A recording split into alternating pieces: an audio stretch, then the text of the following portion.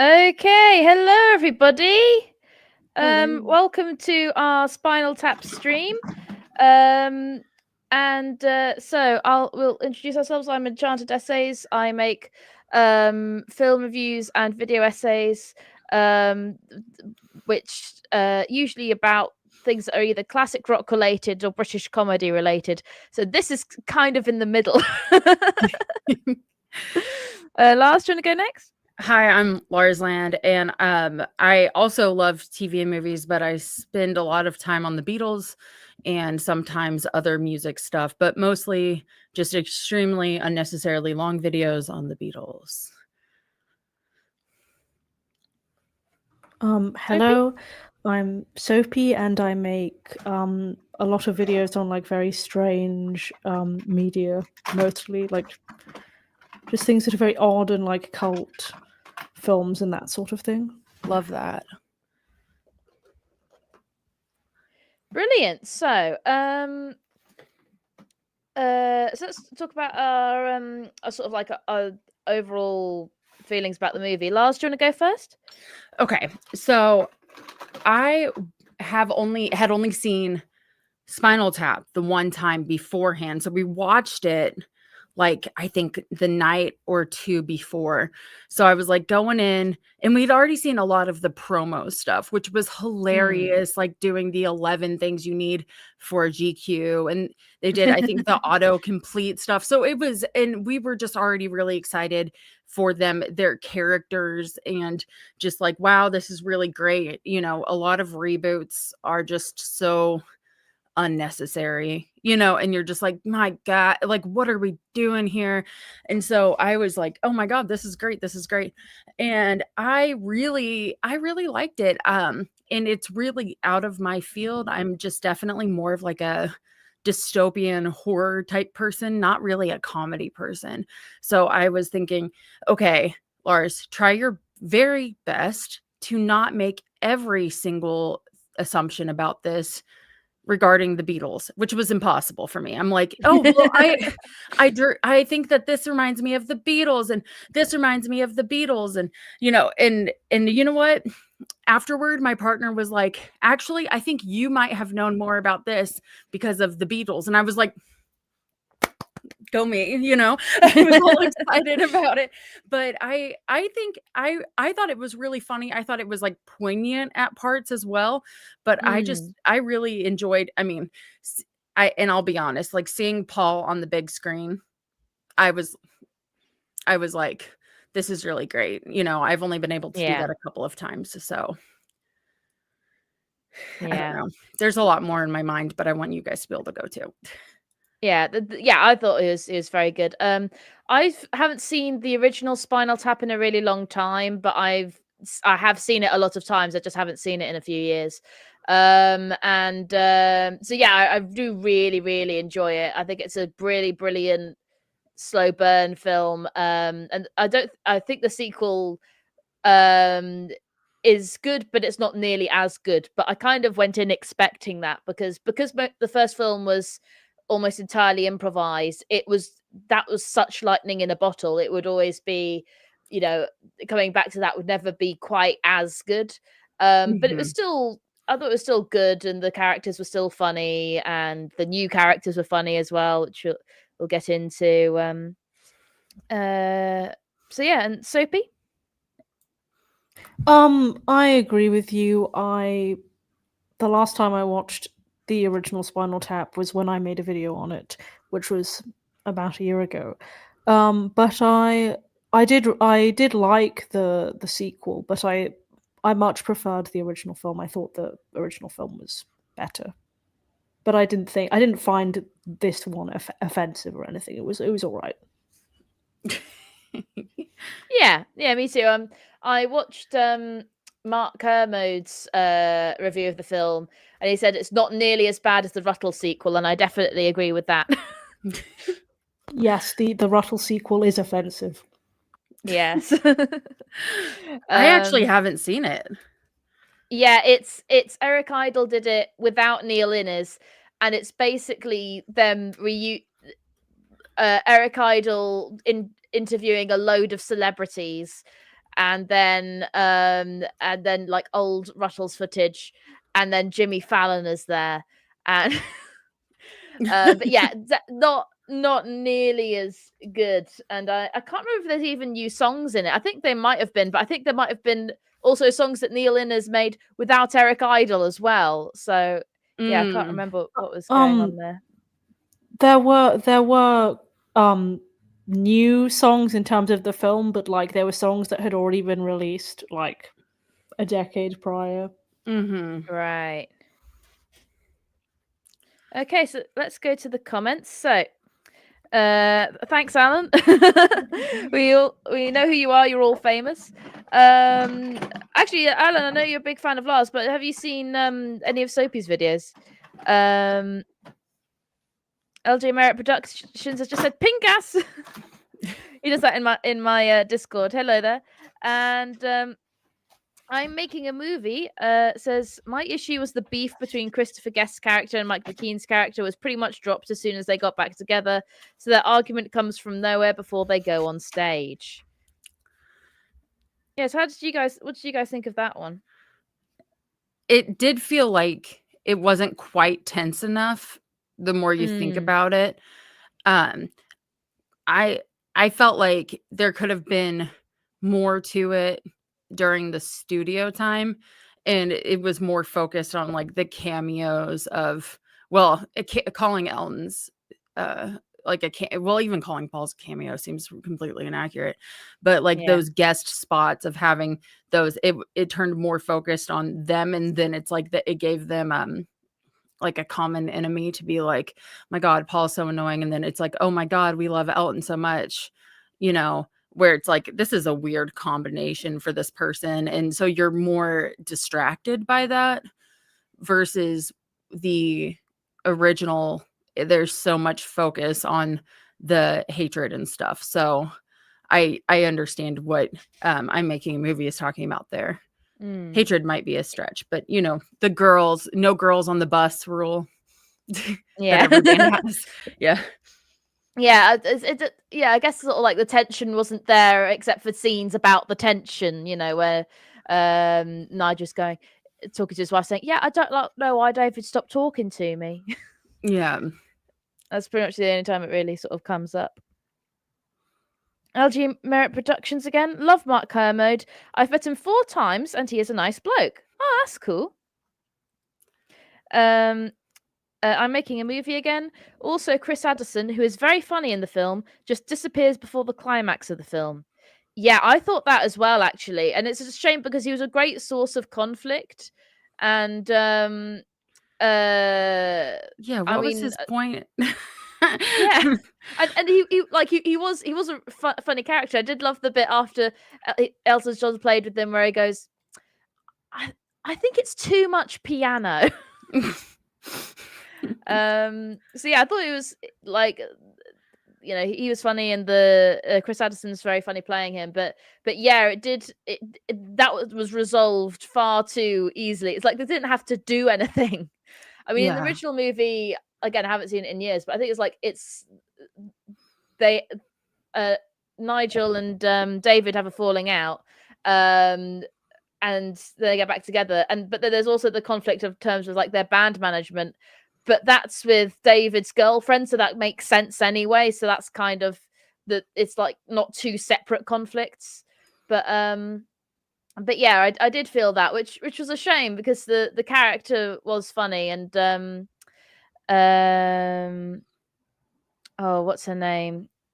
The actress who played the daughter of the manager, she was very funny as well. Kerry Godliman, that's it. Kerry Godliman. I felt like there were something that if you hadn't seen Spinal Tap in recent years, then maybe this will hit a little less. But there was a lot of, and maybe this kind of, I don't know so much about with the improv. I didn't know that. But there's a lot of like, they'll mention something really funny and then it'll be like, and it'll show like a little vignette of that happening. So it's like, oh, our drummer, like it's our drummer died, blah, blah, blah. And then like it goes back to the thing or whatever. And I felt like we were missing a lot of that in Spinal Tap too, where it was like my girlfriend became a nun or something, and then it switched to the convent scene. That was like one of the only ones that I particularly remember, and that was one of the things that I felt Yeah. like made the original very, very funny. Yeah.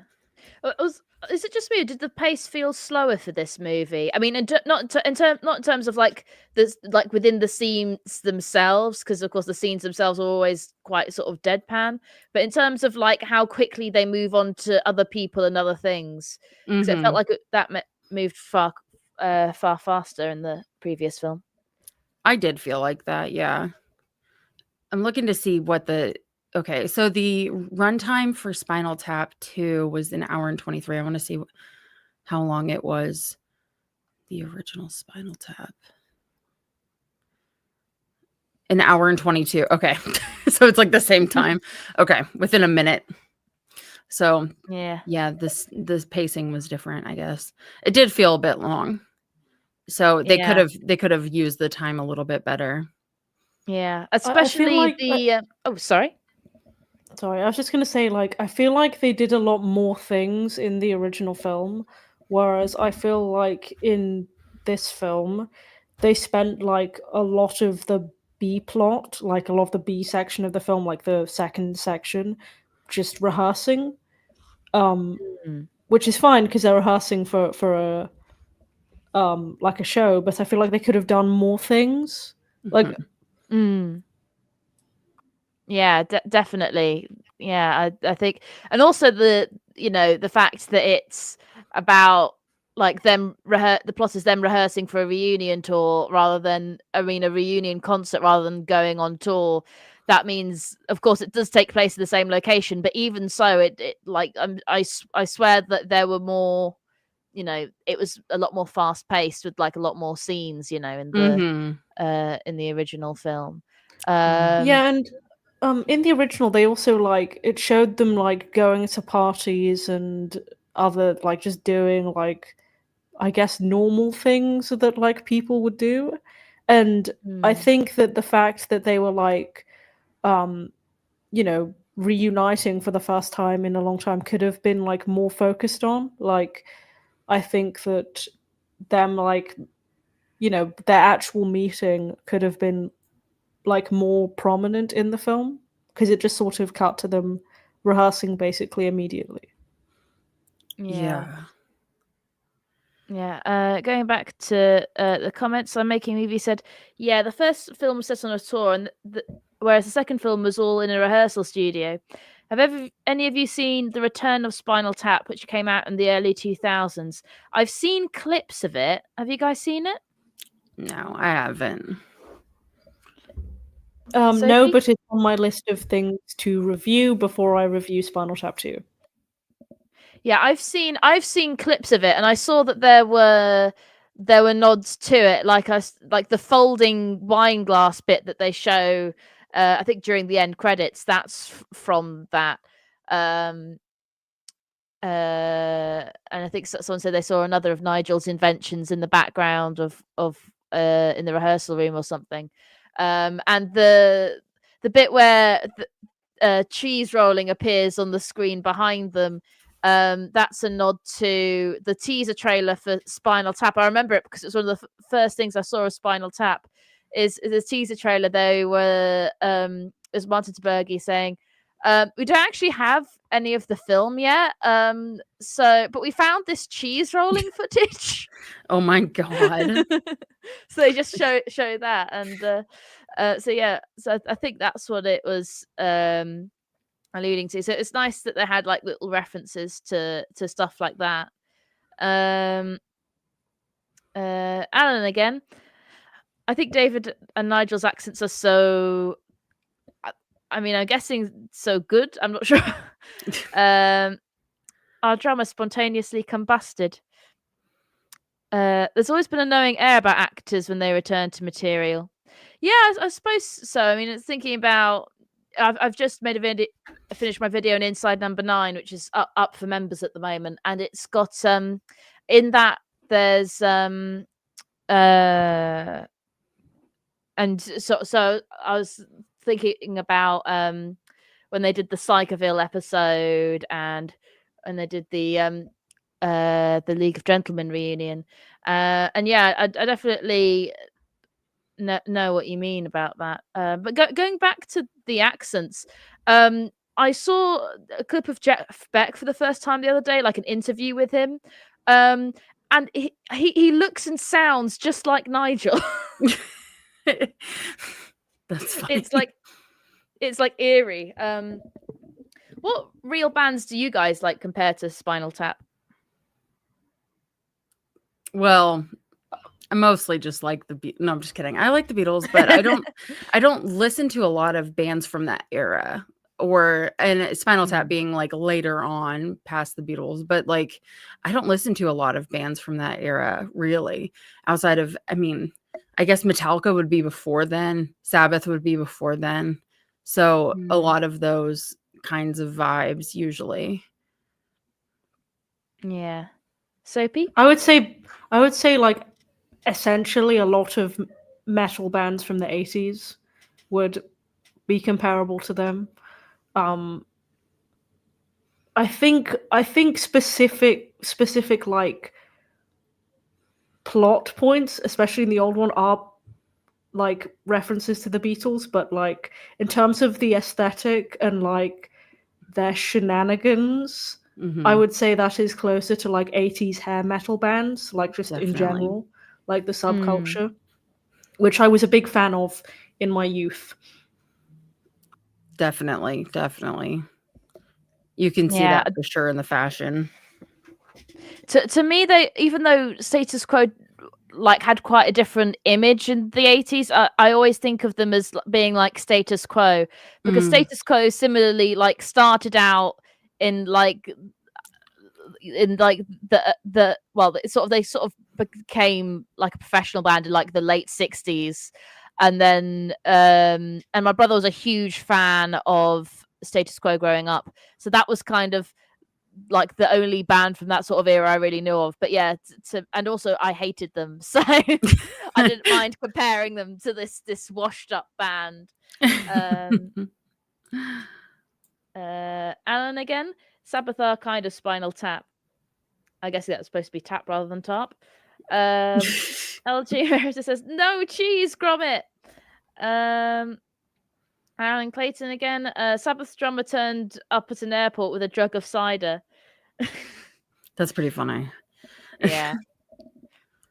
Yeah, I think I know that with, I think Christopher Guest said in an interview, with Spinal Tap, he's kept having over the years people come up to him and like, I know you based it on this guy, and he's like, no, I didn't. It's just like it's something that people in music can relate to quite a bit, like people who, you know, work with big bands can relate to. It's like an amalgamation of stereotype. Yeah. Going back to the pacing, I feel like the celebrity cameos really affected that. I mean, like you, Lars, I did really like Paul. I thought Paul was like very funny when he was being interviewed and stuff. Flesh tuxedo, pink torpedo. That's literature. Yeah. Oh my God, he was great. I thought he was great. Paul is not always the best actor, but I was like, oh, he's great here. Like, this is kind of perfect for him. You know, I love the part where it's like, Paul's here, and he was like, the Paul, and he was like, a Paul. No, it's the Paul. You know. Yeah. He's very good at being deadpan. I think there was a risk of him not being deadpan, but yeah, he was he good. did well. Although, yeah, I do feel like playing Cups and Cakes all the way through was a mistake, because it's like, because at first it's like, oh wow, it's Paul McCartney, the writer of Penny Lane, doing the Penny Lane parody song. But Cups and Cakes is a good Penny Lane parody song, but like it just felt like it then just kept going, and you know, I mean, because you only hear like it's a good parody song, but it's not like a particularly great song. yeah, and it's also they like during the songs in the original, like there was stuff going on. You had like Big Bottom where the lyrics are really funny, or you had whichever one where Derek's stuck in the pod and can't get out. Whereas this one was just kind of them playing the song all the way through, and I felt that with Elton John as well, but I don't think the Elton John's Elton John is not Paul, basically. Yeah. Well, and the thing is, like, let's just be real. Paul doesn't sound that great anymore, voice wise. You know, someone in one of my streams said that he sounds a lot better than he did, I guess, like mid 2015, like around there. I guess somehow he's improved quite a bit since then, but he doesn't sound like Paul the way. So singing a whole song with him, it really hit home. It's like, oh shit, like that's Paul McCartney, like, you know, and that's coming from somebody who loves the Beatles. Like, that's my career, you know, but it's just, it really made it kind of, oh, this is really obviously like, okay, it sounds really old. Okay. Like, you know, it was just kind of like, it went on pretty long. Yeah. And I think that, also we didn't hear like a lot of the actual like 80s metal songs until like we hear them all in like a montage in the concert at the end. And then it sounded like that also thrown in there was an original song just so that they could have that on the album, I guess. Or just so that can be nominated for the Oscars best original song, I'm guessing. You always get that in movie versions of musicals, don't you? Or Disney remakes. It's like, oh yeah, we have to have an original song for the Oscars category. Hello, Richard Beaton. Yeah. Hello, Richard Beaton. Ozzy hated the first Spinal Tap film because he said it was too close to home and was too real. Yeah. That's pretty funny. Yeah. And Cups and Cakes went on like the ending of Hey Jude. It did go on. It went on pretty long. But I feel like Cups and... Sorry, I was just going to say, I feel like Cups and Cakes could have been like 2 lines. Yeah. Yeah. To get that would just be the point. Yeah. Same with Flower People. They could have cut to one of the scenes of the manager and the daughter arguing or something. Yeah. Especially as like we've already heard the Flower People. And I know that was the point, but like it didn't have to go on. Like we've already heard the whole song in the original film.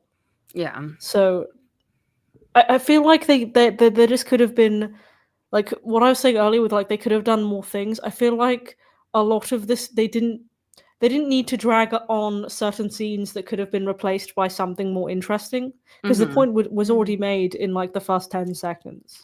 Right.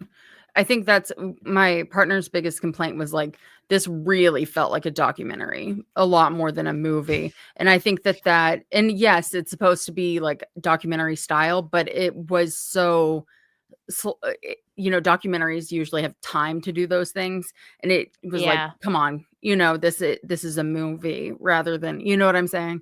So, yeah. And while the original Spinal Tap was funny, it was also like a documentary. It was just more like a documentary that I would enjoy watching. Yeah. Fair. Yeah. Fair. And the it felt like it was it also wasn't like sticking to the rule of it being a documentary so much because there are some scenes like when Nigel was on the phone to his wife where I'm like okay, why is the camera that close to his face? Yeah. I'm weird like, choices. Yeah, I was like, it doesn't quite fit the believability thing of it being a mockumentary. But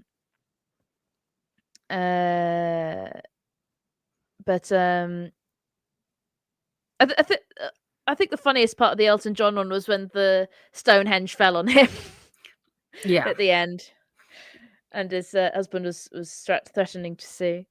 I in terms of like in general, my overall enjoyment of the film, I liked the first part before the band met up, and I liked the concert part. Those are the parts that I enjoyed consistently because of stuff like that. Like, I feel like with the Stonehenge falling on Elton John, I feel like that was an improvement on the original Stonehenge scene. Yeah. I liked when Yeah, the and drummer showed up in the studio the first, and that was like, oh, this is really funny. Like, they're having the new drummer, they're doing these weird little stretches, like they're doing, if they could have done something like that where they had more going on, that maybe would have made it less obvious that we're staying in this one room for what felt like more than half the film. I have no idea, but it felt like they were there forever. And it's like, maybe that could have remedied it, but it was like, Jesus Christ, we're here forever, man. You know? yeah. Yeah, I thought that I just looked up at Valerie Franco's the name of the woman who plays the drummer, Dee Dee Crockett, and she's an actual drummer as well. She's not an actress playing a drummer. She's an actual drummer, and I thought she was brilliant. She was like such this sort of breath of fresh air that comes in. I thought she was very good. I thought she was great. I liked her a lot. I thought she was so funny too. Yeah. I'm making a movie said the problem with all sequels, particularly comedies, is retreading what they have already done, which makes less sense when there has been so much time between the first and second film. Yeah, I suppose so. I mean, I don't think. I mean, I suppose they were probably conscious of that by making it a reunion concert rather than a reunion tour. I do wonder if that was the reason why it was the preparing for a reunion concert rather than just them on tour again. So I didn't think it was too bad at repeating stuff, but then again, I haven't seen the original in a while, so maybe it's more obvious if you've just seen it. Yeah, I don't know if. Yeah, it felt like it wasn't. I don't know. It's just kind of like, I don't know how to describe what I'm trying to think. If I come back to it, I'll come back to it. Yeah. Alan again. The original walks an ambiguous line, and being around bands, you can watch it and go, "That's so true," or "That happened." Yeah. I know someone who used to manage a band, and he said that the something like the scene in the original Spinal Tap where they're talking about the food on the rider and about how the bread is too small for the ham or whatever it was, like something like that had happened to him. That's so funny. Oh my God. Well, and that's funny to me because Ringo's rider is crazy. Like, it's funny. It's not too like, well, no, it's pretty bad. Like, it's a lot of like, must have organic food. Do not chop them up. Like, it's so much stuff. And Paul's is like, it's all very much electronics based. So it's like, must have 4 grounded power outlets with power strips so we can all charge our phones. Like, it's so weird. First, Ringo's is like, needs and Paul's is like, needs a sturdy toilet seat. Like, have its own wash basin and stuff like that. And I'm like, this, you're really outing the whole, you guys originally had outhouses as bathrooms. Like, it was just really funny. So like, that kind of stuff just cracks me up. But I thought, one thing that I did like was when they were at their, I guess, Airbnb or whatever, and they're like, we're having ghost tours, and they're like, what the fuck are you doing? Yeah. And a couple scenes later, they're just totally used to it. Like, there's just people walking in and out. I thought that was funny. They should have done more shit like that. That would have been good. Yeah. Let's think. Looking back at the cast list, what did you guys think of the returning characters? So there was I'm just looking at IMDb. So there was June Chadwick as Janine, who was the David's girlfriend in the first one, who'd become a nun. Fran Drescher as Bobby Fleckman, who was, I can't remember what she was, but she was like working for the label or something, as the one who's complaining about the cover of Smell the Glove in the original. And Paul Schaefer is Artie Fufkin, who's there for like about 5 seconds. I think he has one line. I always like seeing Fran. Yeah. I always like seeing Fran. Every time I see her, I'm happy to see her. But I don't know if that's because I didn't really care about like her role in this was like pretty forgettable because I don't really remember what she did. But I always like seeing her. Every time I see her, I'm like, oh, it's the nanny. Yeah. I don't know. It's more like how much of this is just pure nostalgia bait. Yeah. Which yeah. Go ahead. I don't know if that show is ever shown over here because she's definitely not like a name over here. But yeah. I think in the sequel she's just like, oh no, I'd never work with them again. Yeah, no, she's just a really big, she's like a gay icon over here, you know, but I'm not sure if they started like showing the nanny over there, I'm not sure how well it would do. I don't know how it aged, but she's just like an icon over here. It's just nice to see, you know, you're like, oh yay, people are still alive, you know. Yeah, I guess I just don't remember. Yeah, I guess I don't know if I would ever work with them. I still, as I think I'm Making a Movie mentioned, what's his face was really funny, and then just the dip out, the automatic, like he's just gone. I thought that was so bizarre. Like, okay, so what was the point of his character if he's just gonna leave like that? What was his name? Was it Chris Addison? Yeah, the actor. Yeah, the character's name was Simon Howler. Yeah, which is, yeah, which was so funny. Yeah, he was definitely Simon Powell. Yeah. And all of the things that they were doing, all of the things that he was suggesting were hilarious. You know, I don't know. We could have seen more of that. Like what he was suggesting. I don't feel like I don't know. I liked it though. I liked it because the little squabble in the studio, and like once again, I know that this is because of like my Beatles bias. I'm like, oh, this is totally based on Get Back. Like this specifically, I'm like, this is at least they got at least got some inspiration from Get Back here because I can see it. I'm like, this is hilarious, you know. But that was just, I was like, I don't know if anybody else likes this, but I like it, you know. So I felt like I was getting fed. So yeah. It's just me though.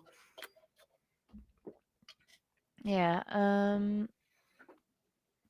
So Sophie, what did you think of like the returning characters? I wish we saw more of them, to be honest. Like, you know, I know that characters like Bobby, they were there for like 10 minutes in the original film, but like I don't know. I think that like more, as I said, we could have like revisited them and stuff like that instead of, you know, it would have been a better way to fill the time, I think. Yeah. Like I do think I thought that the thing of David going, well, I don't know what's happened to Janine, but I hope she found the right man, and it cuts to her being a nun was funny. And there's her saying, I heard this voice saying, every breath you take, every move you make, I'll be watching you.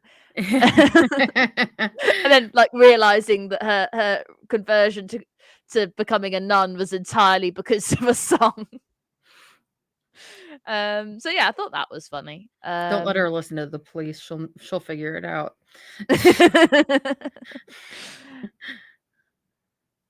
Okay, so Richard Beaton again. Do you think they waited a bit too late to make a sequel? Do you think it was just a cash in before they couldn't physically do it anymore? Or do you think the movie can stand up on its own? I'm not so sure about the cash in part. I mean, because I don't know the financial positions of these people on the cast, but I think that there is such a culture of reboots right now that it was easy to get away with.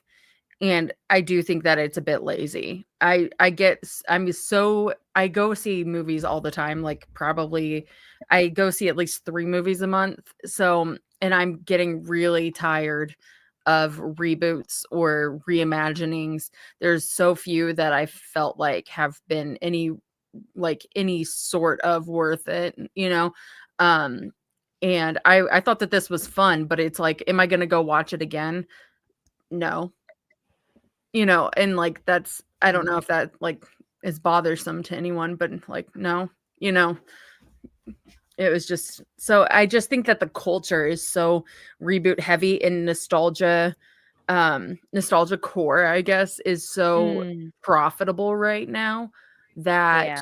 and perhaps it's because of like the world we live in is so chaotic for both the UK and the US right now. So it's like it's nice to see things that are familiar, maybe harken back to a simpler time where it's like, you know, politically it was easier. So it's like, okay, we can go back and some things haven't changed and like blah, blah, blah, blah, blah. And I think, you know, that's looking into it maybe a little too deeply, but that is kind of how I feel that nostalgia has really kind of guided how the media has moved movie wise in the last 3 or 4 years, or and even TV as well. There's been, you know, there's a Harry Potter reboot. There was Girl Meets World was one. I don't think that's a show over there, but there's been a couple that I'm not even thinking of right now. But yeah, it's just kind of like, guys, you know, we could come up with something new, you know. Yeah, I definitely agree with you that you know, there is a cultural issue with that. But yeah, in terms of, I agree with you. Like, I think the main reason, I believe I'm right in thinking, the main reason why it's taken them so long to make a sequel is there was like a big sort of legal battle over ownership between them and the studio or something. Oh, So they got that back a few years ago. So that's why the sequel's coming out now. And also, random facts, I just need to say it before I forget, but there's an official Spinal Tap pinball machine. I just that's saw hilarious. the advert. I saw the advert for it a few days ago, and which is just like a woman lying on top of it basically, and it's got an exploding drummer. It's got you have to let the ball out of the pod. That's pretty cute. That's pretty cute. I like that. I like that. But I suck at pinball. I'm like embarrassingly bad at pinball. Anyway, sorry. yeah. I love pinball, but I don't understand it at all. There you go. I like to watch people play pinball. Yeah. I'm like, let's do it. I love a good flashing light. Does a lot for my dumb brain. I'm like, ooh, you know, easily satisfied person over here. Yeah. But in terms of, I'm not sure if they did wait too late. I don't really know if it would have been they would have been able to make a better sequel if they did it at the time. And I don't know if if them making a sequel would be more or less shameless if they did it at the time. I generally bristle at the term cash grab. I do. I just don't like it. I feel like, you know, there's a better, Richard, no offense, bud, because you're one of mine too. One of my little guys. So I recognize you. So this is no offense. It's a very common criticism that I'm like, you know, okay. It's not like Nicolas Cage, who was like completely fucking destitute and did every movie that he possibly could. And it's like, that's well known. Where in Bruno Mars, you know, a singer over here, I don't know if you guys are like familiar with him. Yeah. He owes MGM Grand like a lot of money. So he's doing crazy, crazy, crazy shows right now. And they're extremely good, you know, so even if it is a cash grab, it's what's so wrong with people who live in a capitalistic world making money?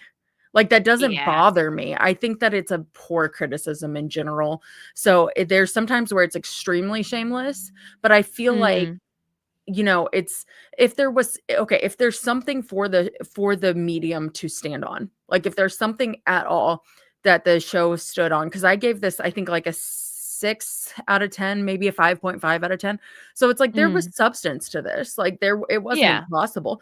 Then it's not a cash grab.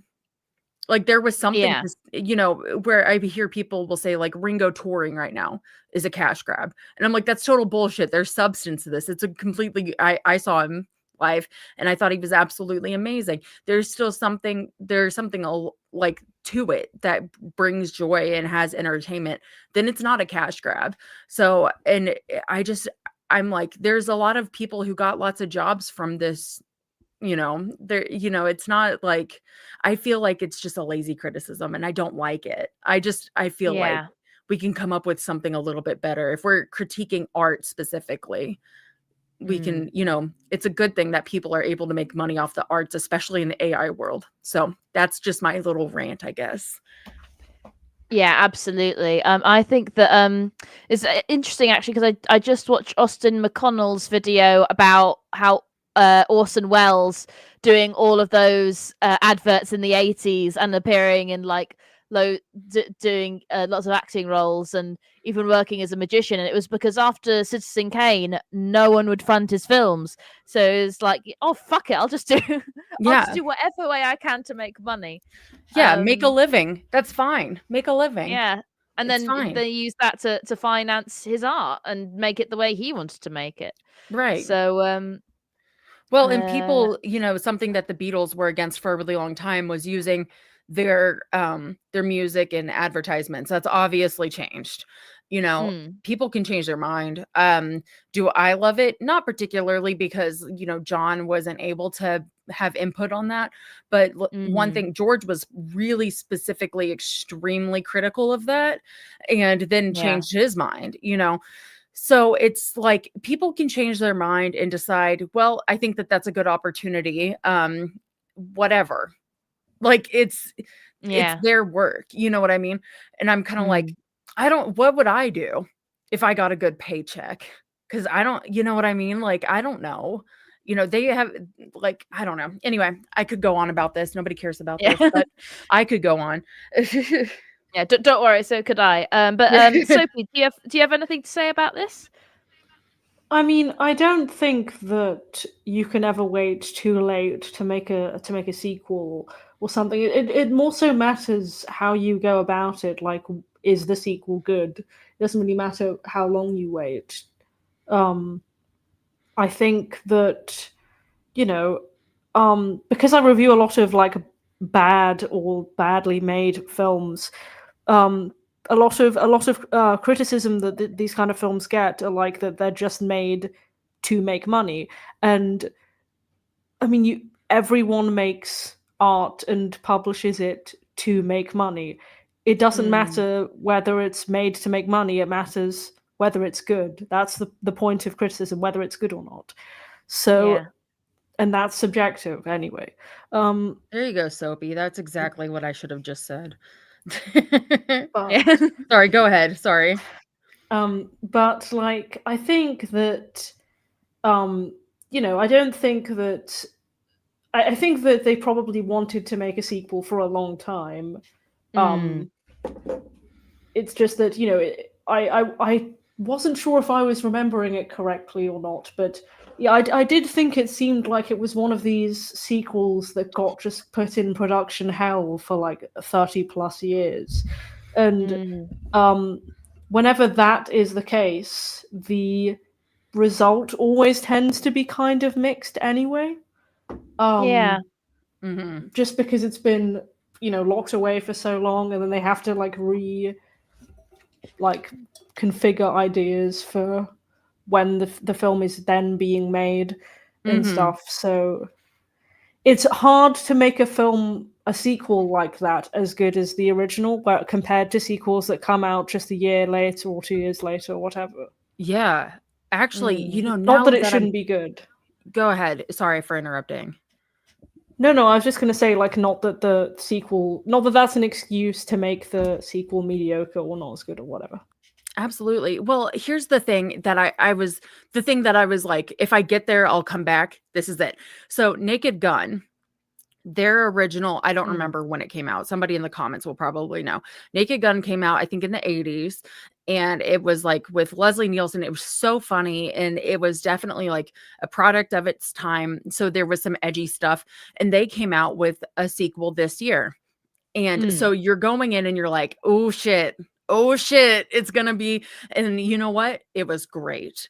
And I'm not a comedy person, like I said before. So, and my partner is huge on this, like so excited. And I'm kind of like, I'm going because I love you, and I hadn't even seen the original Naked Gun. Like I've seen it now, but so I was like, I'm sure that I'll be okay since it's just like a comedy. It was so funny. And it didn't pull punches. It had a lot of like still edgy jokes, but it did it.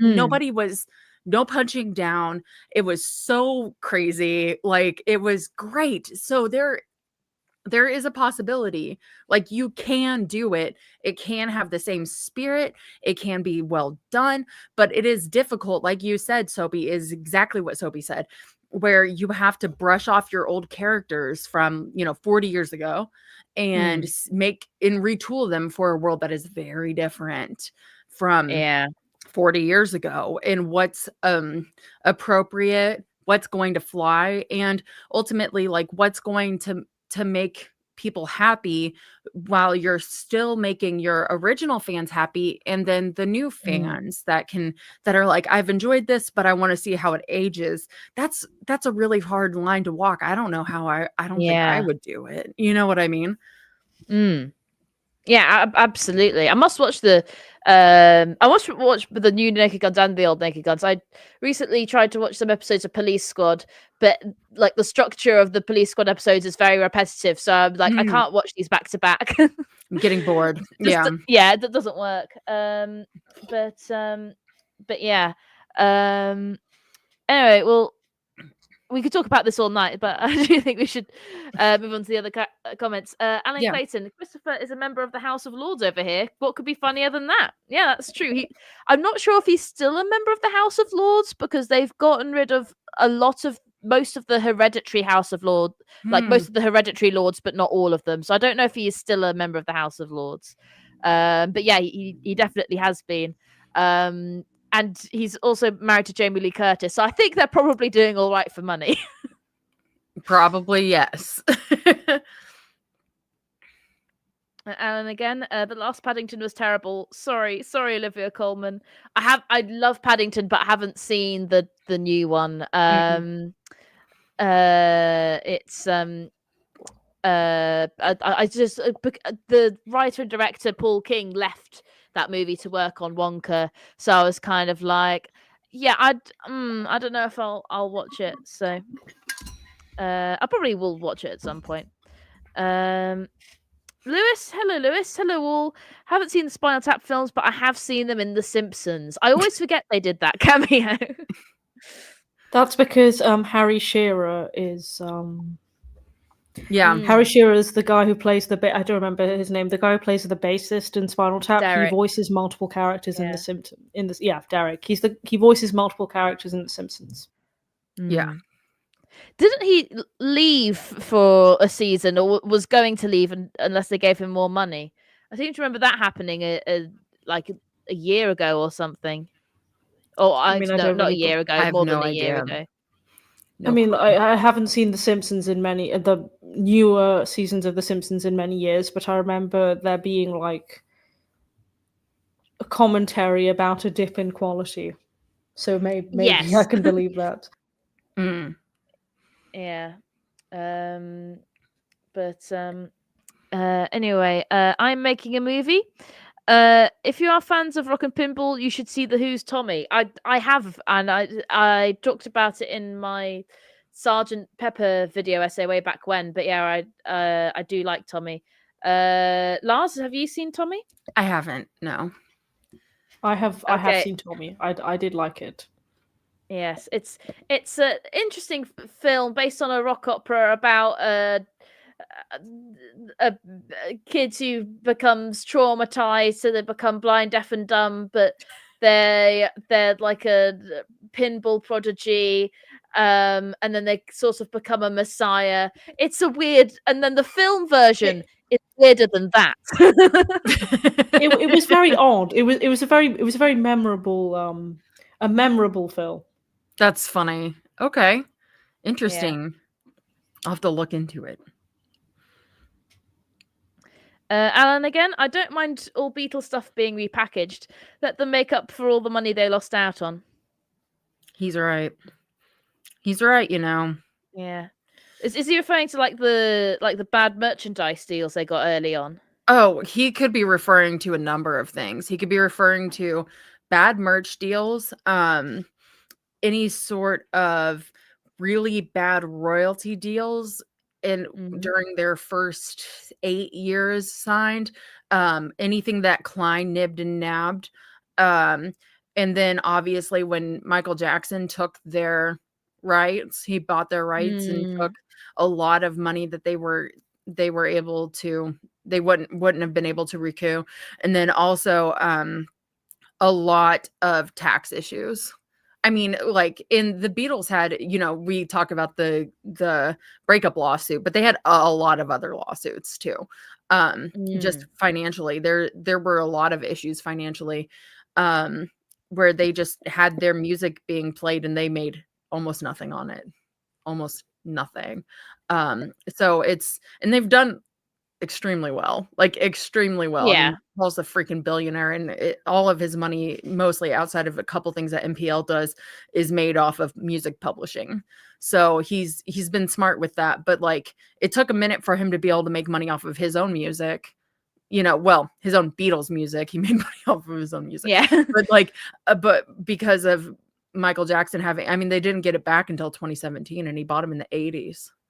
Like, so and he was, I mean, he made money off of it, but not the same. It was not the same, not until then. So yeah, it's good to have it back though. Have their songs home. Yeah. Yeah. But it could be a number of things that he's referring to. The merch deals are pretty embarrassing. Brian, I mean, but Brian did, okay. We don't need Lars. Don't do this. Yeah. I suppose it's just kind of like no one had like done that kind of amount of merchandising for a band before. Like I don't think Elvis had merch. I think he had films, like but so it's like you can't really. It's like hindsight is 2020 when you're like the first to ever do something. Yeah, I mean the U.S. sellers took him for a walk, and I'm like, buddy, did you not even look at the like? He was just like, oh, cool, like. Like I don't know, you know, love you, Brian, but come on, bud, you know, but I think it's just like that where, you know, it was a first time for everything. It took a minute for him to figure out, oh shit, whoops. Yeah.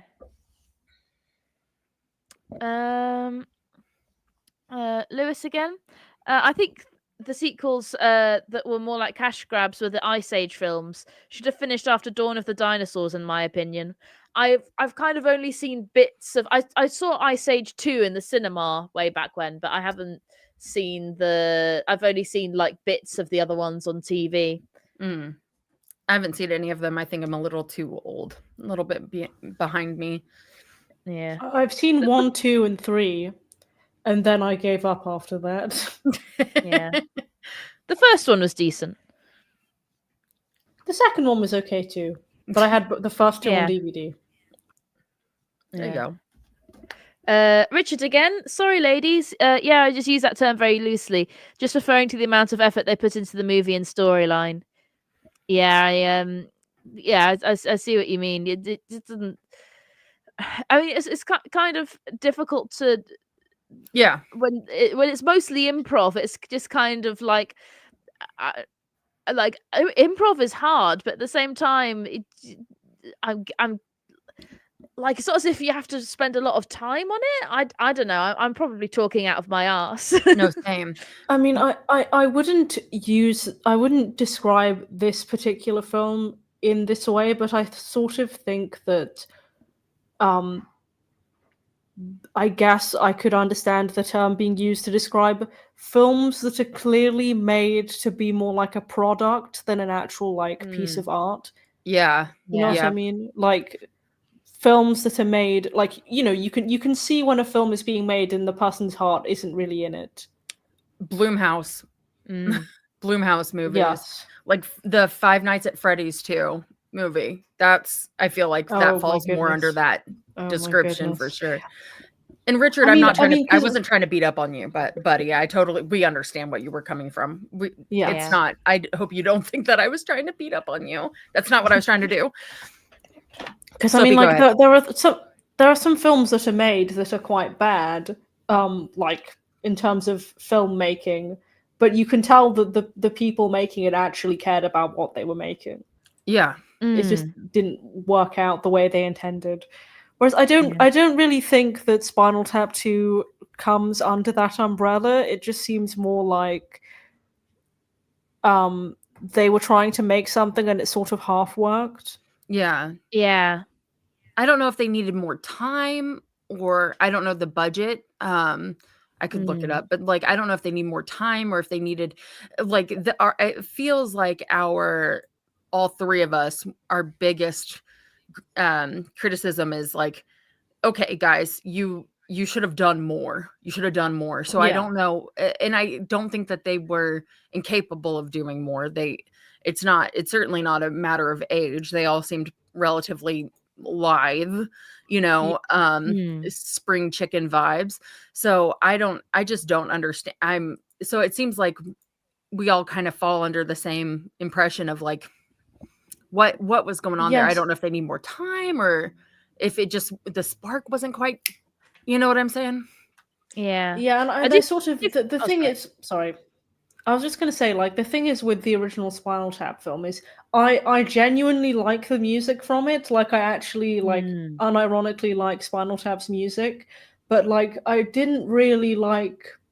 There wasn't anything really special about the songs in the second one because they were either songs that I or have already heard from them or just songs that that just wasn't that as good. Didn't So hit. Yeah. yeah. Yeah, definitely. Going back to the whole thing of it being like a product again, and it's interesting because I don't feel like I would recommend it to someone who, I mean, obviously I would recommend it to someone who has seen the original and doesn't like it, but I don't think I'd recommend it at all to someone who hasn't seen the original film. So I do wonder if, then you could probably argue if it's just for fans, is it then a merchandise? But Yes, like, and yeah, I think they made it because they wanted to make it. They wanted to do Spinal Tap again, and that's why they went to court to fight for that. Yeah. yes, and I sort of think that answers the question of does it stand alone as its own film? I would say no. It just seems sort of like more I would call it more a tribute to the original film rather than a true sequel. Yeah, I don't think it Yeah. stands alone. Being someone who wasn't really familiar with Spinal Tap, like I said, I'd only seen it once before and I did not remember it. Like I just, and so I saw it the second time and right beforehand, and I was still kind of like, I'm not super impressed by this because, I'm just not like a super comedy person.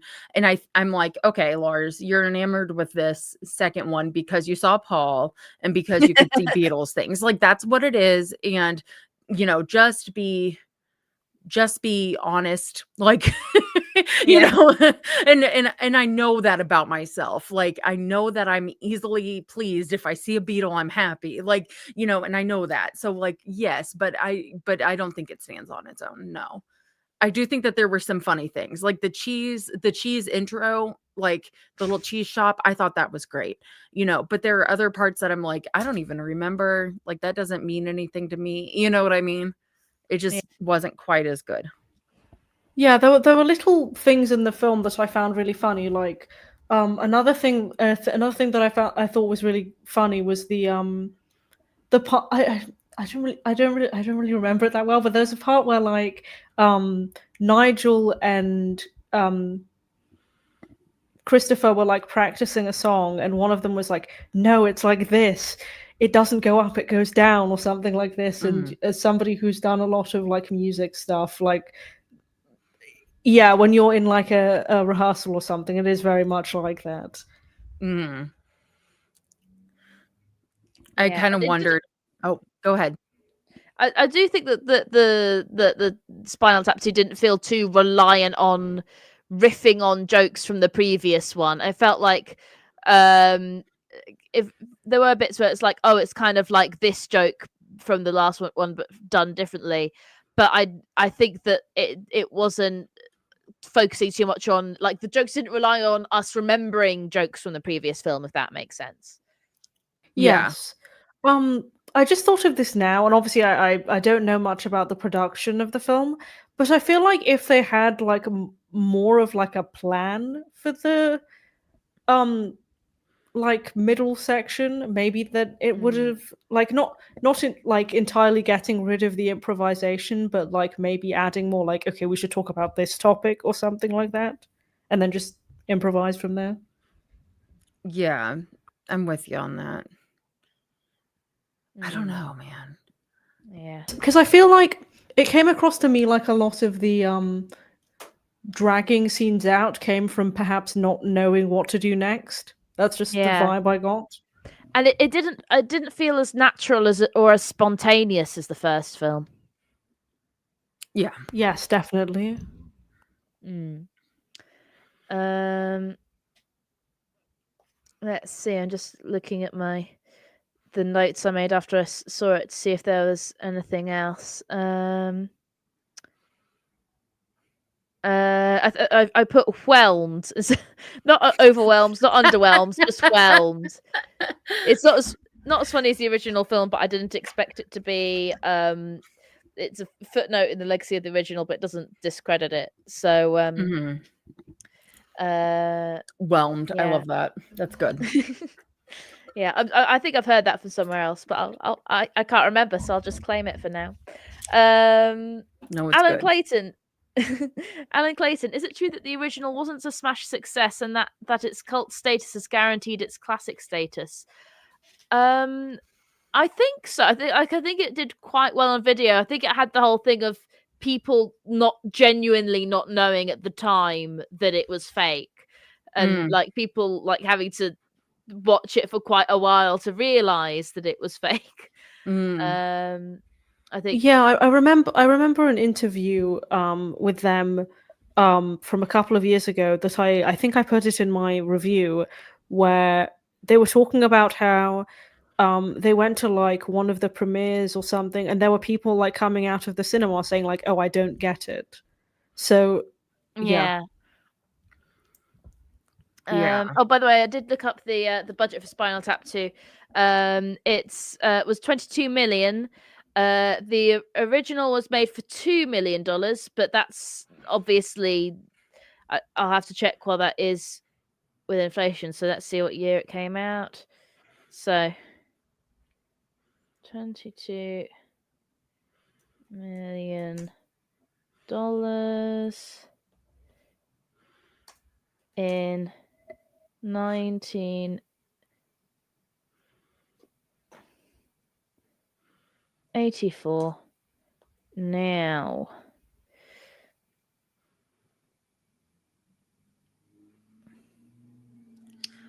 Okay.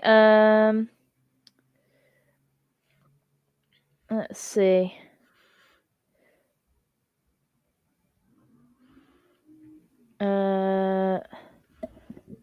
It says here that it would be worth six. I know you want to find out 2 million, not 22 million. So it will be worth $6 million today, or nearly $7 million today, if the original budget. So yeah, still, still a bigger budget than the original. But then again, the actors, the leads are much bigger than they were. So I imagine they probably asked to be paid more than they were back in 1984. I don't think money spins the same either, the way it used to. Yeah. Now I they do have to pay think people for health and safety, and I there's think unions up. yeah, no, I think part of it too for me, maybe was I saw a lot of these promo things that they were doing, these fun little interviews, and I felt like those went so well that it might have heightened my expectations too much. Yeah, I've only seen one or two of them, but I've seen that they've been very, very popular. Yeah, they were really fun. Um, That might have worked better. I don't know. They did well short form wise. yeah. Also, it's kind of fun seeing them in those sort of existing contexts in the real world, seeing, Mhm. those fictional characters do those things. Yeah. Okay, so I guess we'll wrap it up now. Sophie, do you have any sort of final thoughts? I thought the film was fine overall. It was okay, but I wouldn't watch it again, and I would take Spinal Tap, the original Spinal Tap, over this film. Yeah. Lars? I'm seconded. I thought it was fine, It was average, and it did rely on nostalgia, and I liked seeing Paul. um Oh, another comment here from Making a Movie Again. How was Tap 2 advertised where you are? My local 4-screen Odeon wasn't playing it, and I had to travel to an 8-screen cinema, and they only had 2 showings a day and no posters up. I saw it, I think, a week after it came out, but similarly, like, over here, it's been very quiet. Like, no posters. I've seen posters up sort of Mm. in the tube, but I hadn't seen them up in, like, in the cinemas, and they were only doing like 1, maybe 2 screenings a day. But so yeah, because it's not, people do like Spinal Tap over here, but I don't know if maybe because I know it came out in the States first. I wonder if maybe it had a lukewarm reception there, so they cut their losses and didn't market it as much over here, maybe. Well, I never I saw a haven't. trailer for it in theaters, which Mm. says a lot. The promotions that I saw were all on YouTube. Mm. Same here. I haven't seen any posters for it, and I didn't see any on the tube personally, but I I didn't see any posters for it in the cinema either, and I go to the cinema quite regularly. Mhm. The only screening that there was of it was in the Curzon somewhere, and there was only one screening for it, and I actually didn't end up seeing it in the cinema, but the only advertising I saw of it was on YouTube, and that's because I went looking for it. Mm. Yeah. Yeah. I actually forgot to say I managed to get a free cinema ticket off YouTube. Nice. Not for this film specifically. There's I don't know if you guys have signed up to it. There's a thing called Partner Perks Mm. where you get like it's mostly like discounts and things and giveaways, and there's not a lot of them, but yeah, like last month it was like a free Odeon ticket to use at any Odeon apart from the Leicester Square one. So yeah. Interesting. And it was good because it was valid for the Odeon Lux with the big fancy seats. Ooh. But anyway, so yeah, I mean, my thoughts are the same as you guys. Really, you're like, it's like I'm glad I watched it, but Mhm. I'm not. Yeah,